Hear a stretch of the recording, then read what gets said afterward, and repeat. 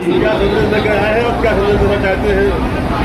देखिए, माननीय बहन जी के निर्देश पर पूरे उत्तर प्रदेश में 2 मार्च से बूथ सेंटर कमेटी का गठन का काम चालू है। आज मैं उसी की समीक्षा करने के लिए आया था। आज यहाँ बलहा विधानसभा की समीक्षा करने के बाद ये जानकारी मिली है कि हमारे सभी जिम्मेदार विधानसभा के साथियों ने वो बूथ सेंटर कमेटी का गठन काम पूरा कर लिए हैं और जिसकी 20 तारीख को ये रिपोर्ट माननीय बहन को दे दी जाएगी। आगामी विधानसभा चुनाव के लिए क्या आपका दिशा निर्देश है? निश्चित है कि बहुजन समाज पार्टी बड़ी मजबूती के साथ आगामी जो 2027 का चुनाव होगा, 2027 के 2007 के तर्ज पर, क्योंकि 2007 में भी बहुजन समाज पार्टी का किसी से गठबंधन नहीं था। एक जनता का गठबंधन तैयार करके 2007 में बहुजन समाज पार्टी ने पूर्ण बहुमत की सरकार बनाई। फिर उसी तर्ज पर 2027 में भी हमारे बूथ सेक्टर के पदाधिकारी, हमारे जिले के पदाधिकारी, मंडल के पदाधिकारी और हमारे जिम्मेदार साथी जो बिना पद के बीच मूवमेंट में लगे हैं, ये सभी लोग हर बूथ पर एक जनता का गठबंधन तैयार करेंगे, जिसमें खास तौर पर एससी समाज, एसटी समाज, ओबीसी समाज और मुस्लिम समाज और कुछ न्याय पसंद ब्राह्मण क्षत्रिय वैश्य समाज के लोगों को साथ में लेकर के एक जनता का गठबंधन तैयार करेंगे। इसी जनता के गठबंधन के बल पर फिर 2007 के तर्ज पर आने वाली 27 में पूर्ण बहुमत की सरकार बहुजन समाज पार्टी बनाने का काम करेगी और माननीय बहन जी को पूर्ण बहुमत का मुख्यमंत्री बनाने का काम करेगी। पार्टी की तरफ से वोट चोरी का अभियान लगाया जा रहा है, इस विषय में आपका क्या कहना?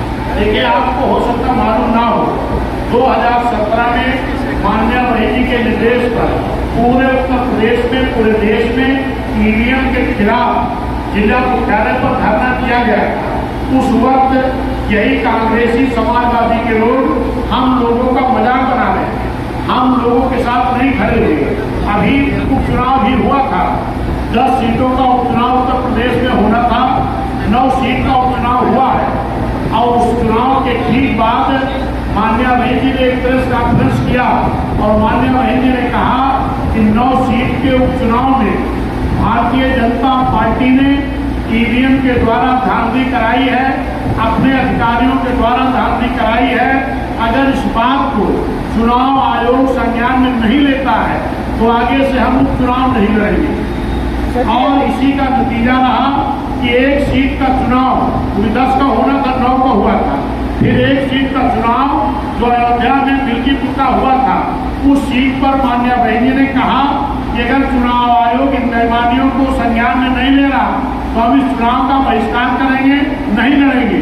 उस वक्त भी ये कोई लोग भी बहन जी के साथ नहीं खड़े हुए और आज चाहे वो एनडीए गठबंधन के लोग हों जो 38 दल लेकर के चल रहे हैं, चाहे इंडिया गठबंधन के लोग हों जो 28 दल लेकर चल रहे हैं, इन लोगों की आपस में मिला भगत है, इनकी मिली भगत है, हम उससे मतलब नहीं रखते हैं। हमारी नेता मान्य बहन जी हर मुद्दे पर अपने तरीके से हम लड़ाई लड़ते हैं और वो सर, इस समय जो है किसान परेशान है, उनको खाद नहीं मिल रहा है। 270 की यूरिया इसमें 800 की बिक रही है और 3 दिन 4 दिन लाइन लगा रहे हैं, फिर भी उनको नहीं मिल रहा है। 5 बजे शाम तक लाइन लगाना पड़ रहा है, खाद नहीं मिल। किसान ही नहीं, आज छात्र भी परेशान है, इनकी शिक्षा छीनी जा रही है, नौजवान भी परेशान है, इनकी नौकरियां छीनी जा रही है, इनकी नौकरी का जगह तो निकलती है, बच्चा लीक हो जाता है। किसान भी परेशान है, इनको आय नहीं अच्छी मिल रही, इनकी खाद की किल्लत नहीं मिल रही, इनको टाइम पर बिजली नहीं मिल रही। यही तो कारण है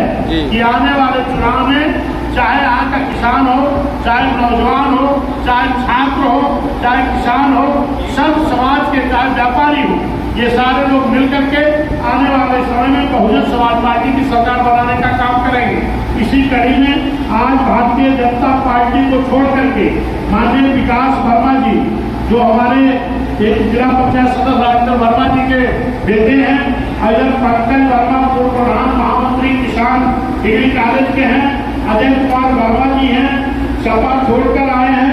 यहाँ सैकड़ों की संख्या में खास तौर पर हमारे ओबीसी समाज के लोग, पूर्वी पटेल समाज के लोग, यादव समाज के लोग, मुस्लिम समाज के लोग, पाल समाज के लोग, मौर्य समाज के लोग, विभिन्न ओबीसी समाज के और कुछ हमारे जो हमारे बहुजन समाज के भी साथी एससी समाज के जो कहीं किसी कारण पिछड़ गए थे, आज उन लोगों ने भी अपनी घर वापसी की है। आज सैकड़ों की संख्या में समाजवादी भाजपा छोड़ करके जिन लोगों ने बहुजन समाज पार्टी सदस्यता ग्रहण की है, उनका भी हम बहुत बहुत स्वागत करते हैं, अभिनंदन करते हैं और उनका बहुजन समाज पार्टी में पूरा मान सम्मान का ख्याल रखा जाएगा। धन्यवाद, शुक्रिया।